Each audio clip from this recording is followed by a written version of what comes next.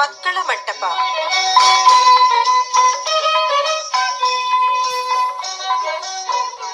ಇಂದಿನ ಕಾರ್ಯಕ್ರಮದಲ್ಲಿ ವಿಜಯನಗರದ ರಾಷ್ಟ್ರೋತ್ಥಾನ ವಿದ್ಯಾಕೇಂದ್ರದ ಮಕ್ಕಳಿಂದ ದೀಪಾವಳಿ ಹಬ್ಬದ ವಿಶೇಷ ಕಾರ್ಯಕ್ರಮ.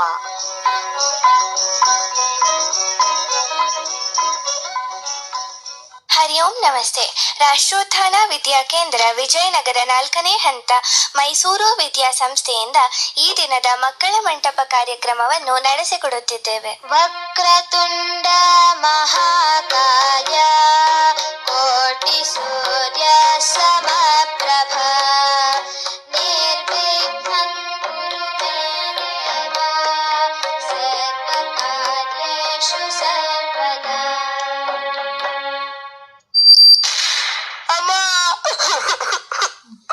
ಅರೆ, ಏನಾಯ್ತು ಕ್ಷಿತೀಜನಿಗೆ? ಯಾಕೆ ಹೀಗೆ ಕೂಗಿಕೊಂಡ? ನಡೆಯಿರಿ, ಎಲ್ಲರೂ ನೋಡೋಣ. ಕ್ಷಿತೀಜ್, ಯಾಕೆ ಹೇಳುತ್ತಿರುವೆ? ಬಾ, ಗುರುಜಿ ಬಳಿ ಹೋಗೋಣ. ಏನು ನಡೆಯಿತು ಎಂದು ತಿಳಿಸೋಣ, ಅವರೇ ಹೇಳಲಿ. ಮಕ್ಕಳೇ, ಏನಾಯಿತು? ಕ್ಷಿತೀಜ್, ಯಾಕೆ ಈ ರೀತಿ ಅಳುತ್ತಾ ಬರುತ್ತಿರುವೆ? ಗುರುಜಿ ಕಾರ್ತಿಕನು ಪಟಾಕಿಯನ್ನು ತಂದು ತಿಳಿಯಾದ ಹಾಗೆ ಕ್ಷಿತೀಜನ ಹಿಂದೆ ಇಟ್ಟು ಅವನನ್ನು ಎದುರಿಸಿದನು. ಪಟಾಕಿಯ ಶಬ್ದಕ್ಕೆ ಅವನು ಹೆದರಿ ಅಳುತ್ತಾ ಇರುವನು. ಏನಯ್ಯ ಮಕ್ಕಳೇ, ಹೀಗೆ ಪಟಾಕಿ ಹಚ್ಚಿ ಆನಂದಿಸುತ್ತೀರಾ? ಸರಿನಾ? ನೀವೇ ಹೇಳಿ, ನಿಮಗೆ ದೀಪಾವಳಿ ಹಬ್ಬದ ಆಚರಣೆಯ ಬಗ್ಗೆ ತಿಳಿದಿದೆಯಾ? ಕೇವಲ ಪಟಾಕಿ ಹೊಡೆಯುವುದು ಮಾತ್ರ ಎಂದು ತಿಳಿದಿರುವಿರಾ? ಅದಕ್ಕಾಗಿ ಈ ರೀತಿ ಪಟಾಕಿಯನ್ನು ಹೊಡೆದು ಮತ್ತೊಬ್ಬರನ್ನು ಹೆದರಿಸಿ ಹಿಂಸೆ ಕೊಟ್ಟು ಸಂತೋಷ ಪಡುವುದು ಹಬ್ಬವೇ? ಇದು ನಿಮ್ಮ ಆಚರಣೆಯೇ? ನೀವೇ ಹೇಳಿ ನೋಡೋಣ. ಇಲ್ಲ ಗುರುಗಳೇ, ನಾವು ಈ ರೀತಿ ಮಾಡಬಾರದು. ಆದರೆ ಕಾರ್ತಿಕನು ಎಂದು ಮಾಡಿದ್ದು ಬಹಳ ತಪ್ಪು. ಇದರಿಂದ ಎಲ್ಲರಿಗೂ ತೊಂದರೆ ಅಲ್ಲವೇ? ಹೌದು, ಇದರಿಂದ ಎಲ್ಲರಿಗೂ ತೊಂದರೆ. ನಿಮಗೆ ಹಬ್ಬದ ಮಹತ್ವದ ಬಗ್ಗೆ ತಿಳಿದಿದೆಯಾ? ಏಕೆ ಆಚರಿಸುತ್ತೇವೆ, ಯಾವ ಬಗೆಯ ಆಚರಣೆ ಇದೆ ಎಂದು ಮತ್ತು ಅದರ ಹಿನ್ನೆಲೆ ತಿಳಿದಿದೆಯಾ? ಹೌದು ಗುರುಜಿ, ಸ್ವಲ್ಪ ತಿಳಿದಿದೆ. ನಮ್ಮ ಮನೆಯಲ್ಲಿ ಮಾಡುವ ಹಬ್ಬದ ಆಚರಣೆಯನ್ನು ನಿಮಗೆ ಹೇಳಲೇ ಗುರುಜಿ? ಖಂಡಿತ ಹೇಳಿ ಮಕ್ಕಳೇ. ಹಬ್ಬಗಳ ಆಚರಣೆಯು ಒಬ್ಬೊಬ್ಬರಲ್ಲಿಯೂ ಒಂದೊಂದು ಬಗೆಯಾಗಿ ಇರುತ್ತವೆ. ಇಂದು ನಾವೆಲ್ಲರೂ ಅದರ ಬಗ್ಗೆ ತಿಳಿದುಕೊಳ್ಳೋಣ. ಇದು ಒಂದು ಉತ್ತಮ ಅವಕಾಶ. ಗುರುಜಿ, ನಮ್ಮ ಮನೆಯಲ್ಲಿ ದೀಪಾವಳಿ ಹಬ್ಬವನ್ನು 3 ದಿನ ಆಚರಿಸುವರು. ಮೊದಲನೇ ದಿನ ನೀರು ತುಂಬುವ ಹಬ್ಬ ಹಾಗೂ ನರಕ ಚತುರ್ದಶಿ, 2ನೇ ದಿನ ಲಕ್ಷ್ಮೀ ಹಬ್ಬ ಮತ್ತು 3ನೇ ದಿನ ಬಲಿಪಾಡ್ಯಮಿ. ಹೀಗೆ 3 ದಿನದ ಹಬ್ಬವನ್ನು ಆಚರಿಸುತ್ತೇವೆ. ನಿಮಗೆ ಈ 3 ದಿನ ಹಬ್ಬವನ್ನು ಆಚರಿಸುವ ವಿಶೇಷತೆಯ ಬಗ್ಗೆ ತಿಳಿದಿದೆಯಾ?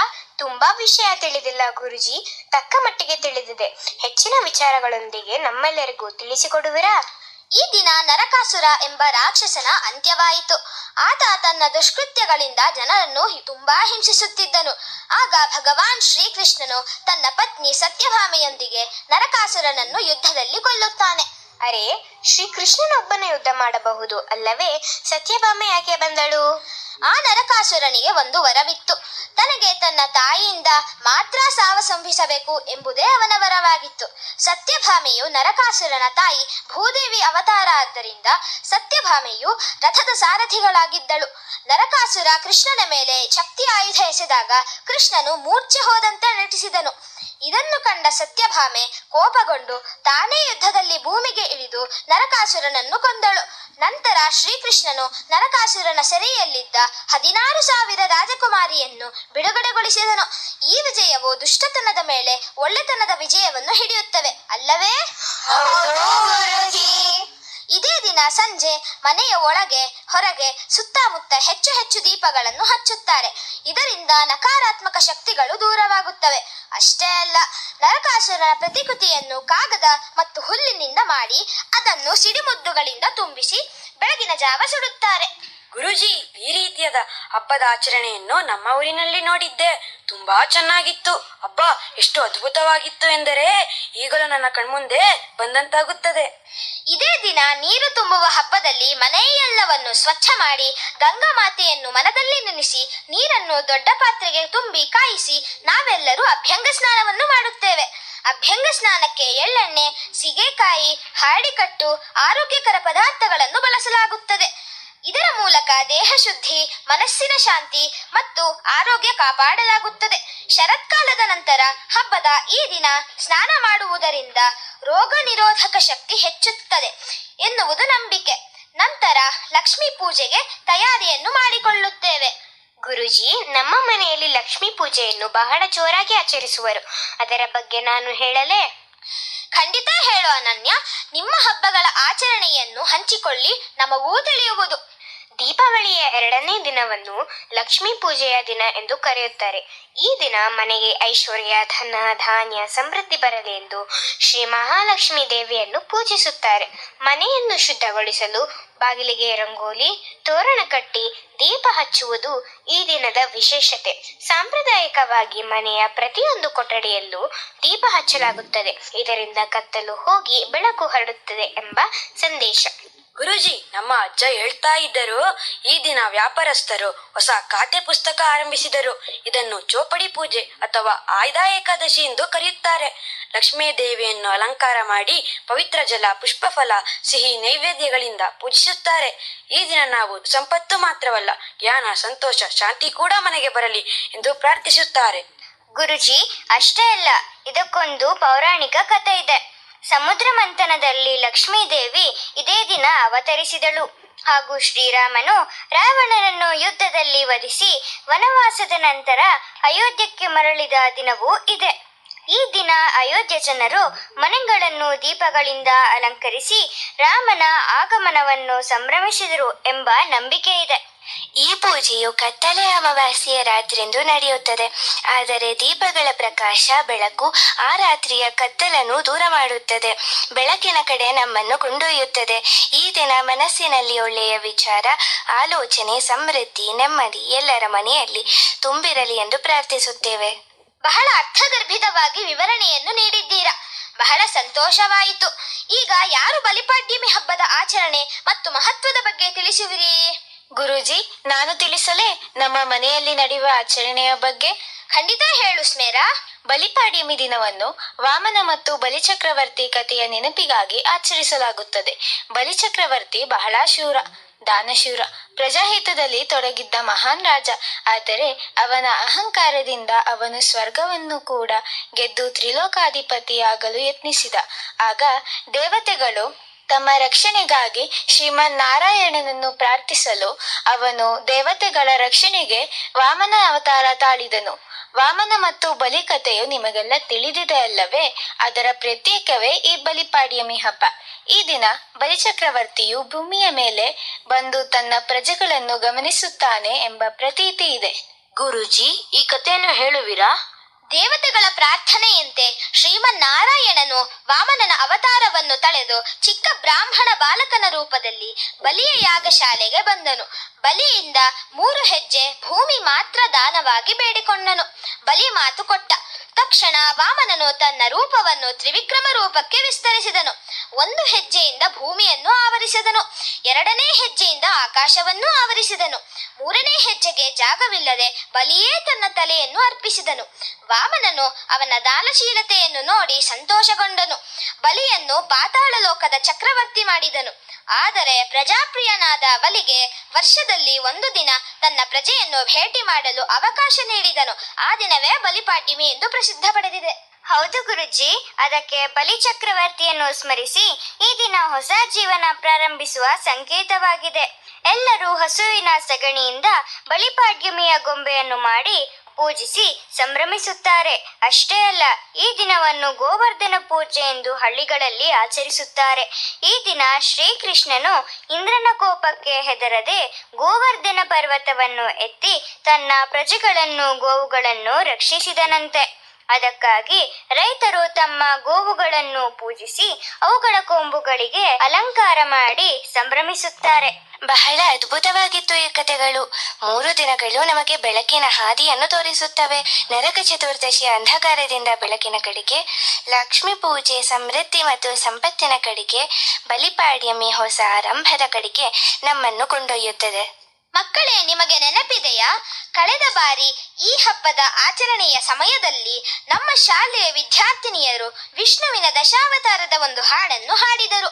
ಹೌದು ಗುರುಜಿ, ನೆನಪಿದೆ. ರಾಮನಾಮವೆಂಬ ನಾಮವನೆನೆದರೆ ಭಯವಿಲ್ಲ ಮನಕ್ಕೆ, 3 ಲೋಕಕ್ಕೆ ಕಾರಣಕರ್ತ ನಾರಾಯಣ ಜಗಕ್ಕೆ. ರಾಮನಾಮ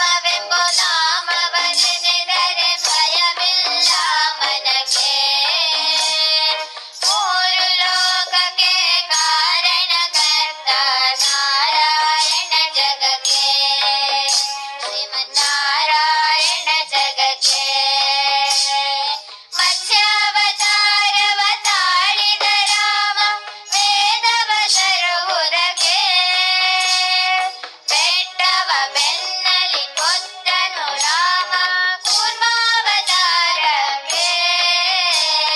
ರಾಮನಾಮವೆಂಬ ನಾಮವನೆನೆದರೆ ಭಯವಿಲ್ಲ ಮನಕ್ಕೆ.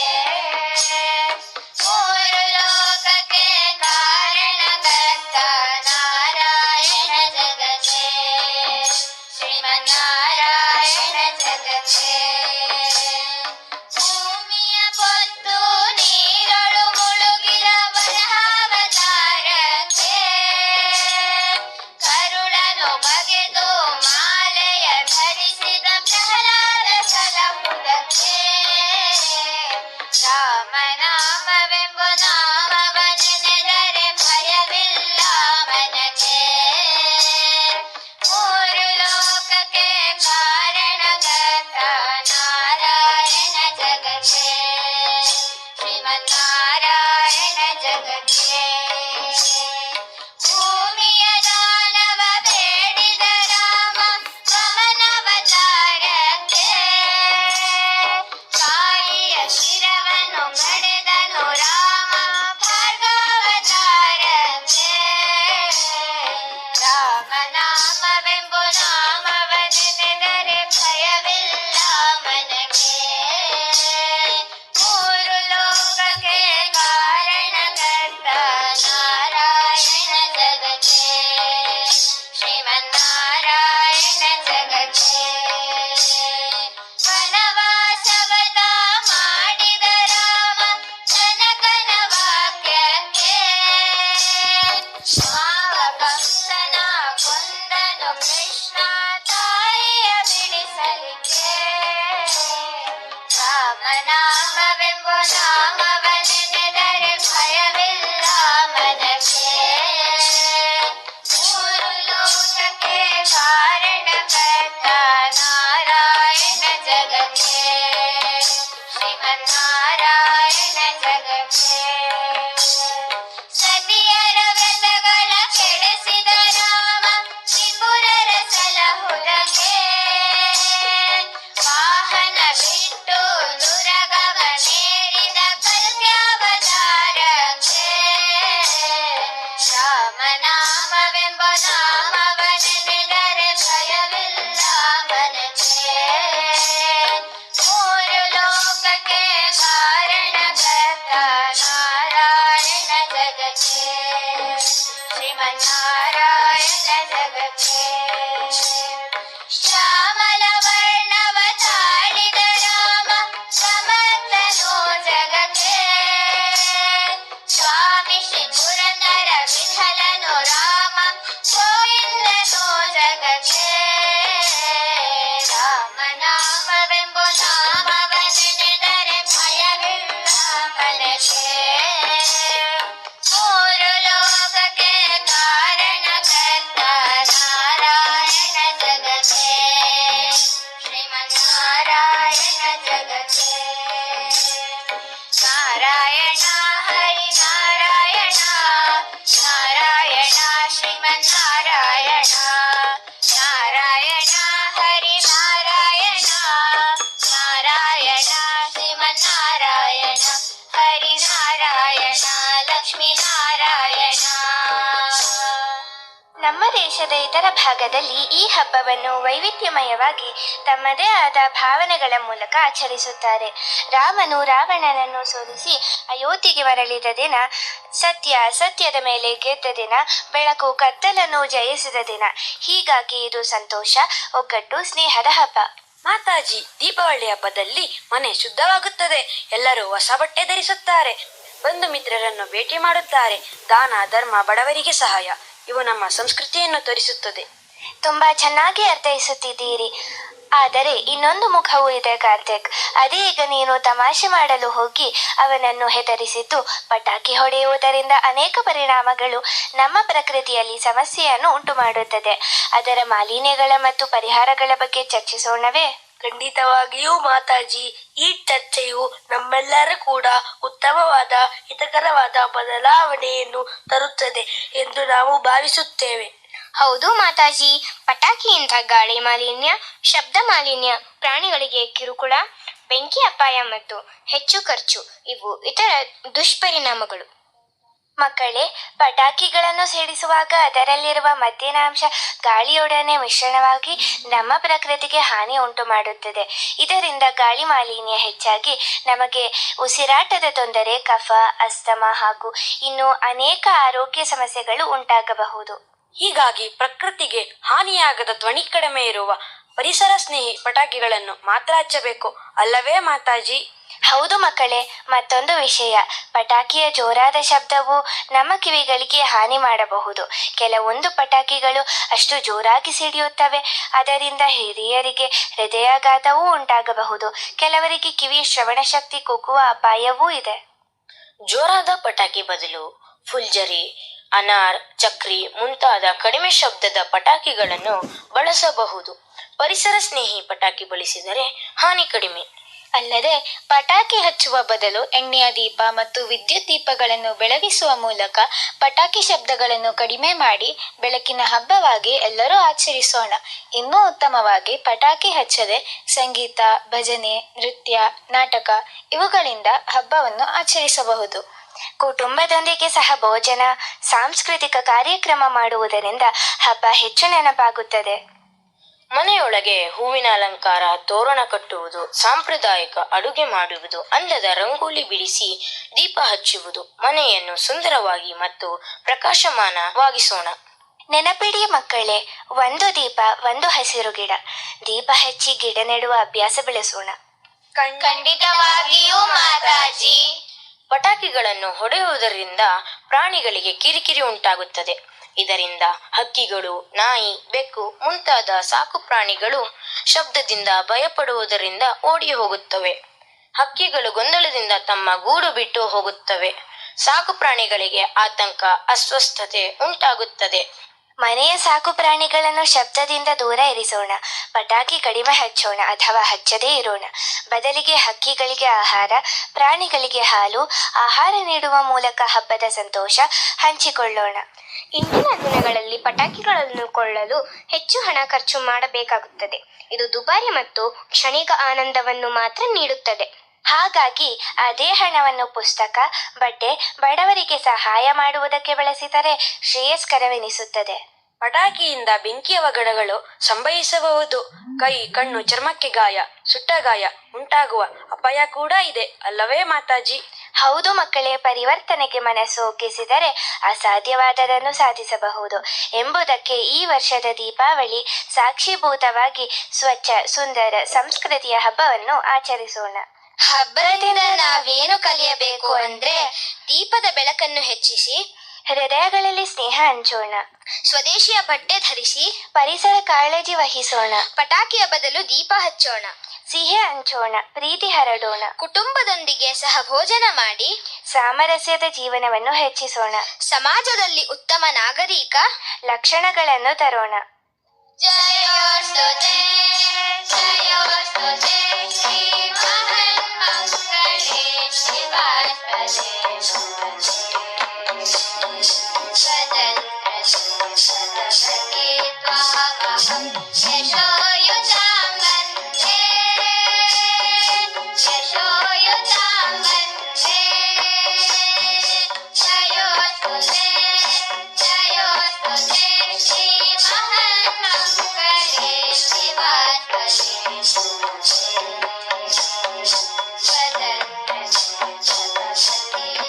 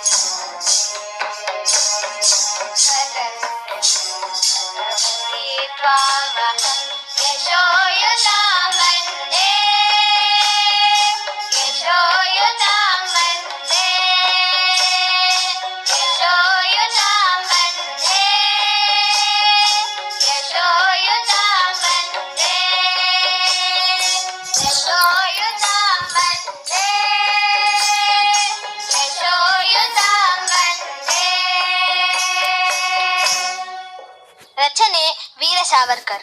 ನಮ್ಮ ಸಂಸ್ಕೃತಿ, ನಮ್ಮ ಹಬ್ಬಗಳ ಆಚರಣೆ, ನಮ್ಮ ಹೆಮ್ಮೆ. ಧನ್ಯವಾದಗಳು. ಈ ದಿನದ ಕಾರ್ಯಕ್ರಮದಲ್ಲಿ ಭಾಗವಹಿಸಿದವರು 6ನೇ ತರಗತಿಯ ಹಂಸವೇದ ಅನನ್ಯ ಶರ್ಮಾ, ಸಂಯುಕ್ತ 7ನೇ ತರಗತಿಯ ಹೇಮಂತ್ ಪಟೇಲ್, 8ನೇ ತರಗತಿಯ ಪ್ರಣವ್ ಮತ್ತು ಸ್ಮೇರಾ ಅರುಣ್. ತಬಲಾ ಸಾಧನದಲ್ಲಿ 4ನೇ ತರಗತಿಯ ರಾಘವ್, 5ನೇ ತರಗತಿಯ ಕ್ಷಿತಿಜ್ ಹಾಗೂ ಕೀಬೋರ್ಡ್ನಲ್ಲಿ 7ನೇ ತರಗತಿಯ ಕಾರ್ತಿಕ್. ಸಹಕರಿಸಿ ತರಬೇತಿ ಕೊಟ್ಟವರು ಶ್ರೀಯುತ ಶಿವರಾಜ್ ಗುರುಜಿ, ಶ್ರೀಮತಿ ರಾಧಾ ಮಾತಾಜಿ ಮತ್ತು ಶ್ರೀಯುತ ಪರಮೇಶ್ವರ್ ಹೆಗ್ಡೆ ಗುರುಜಿ. ಧನ್ಯವಾದಗಳು. ಭಾರತ್ ಮಾತಾ ಕಿ ಜೈ. ವಂದೇ ಮಾತರಂ.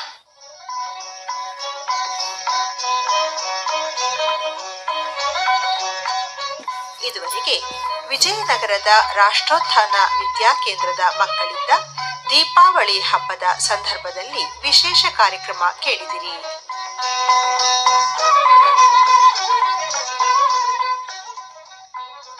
ಇದು ಇಂದಿನ ಮಕ್ಕಳ ಮಂಟಪ.